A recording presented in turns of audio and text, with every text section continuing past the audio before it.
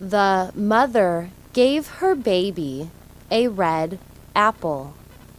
The baby tried to eat the apple.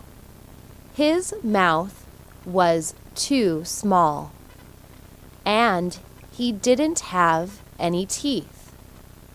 His brother took the apple. His brother ate the apple. The baby cried. His brother gave the baby a blue ball to play with. The baby smiled. His brother took the ball from the baby. He rolled the ball on the floor.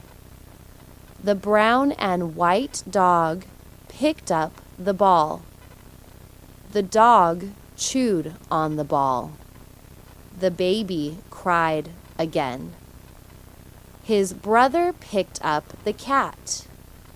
He put the cat on the bed with the baby. The baby pulled the cat's tail.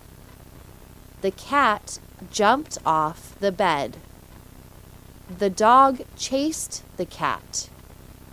The baby cried again.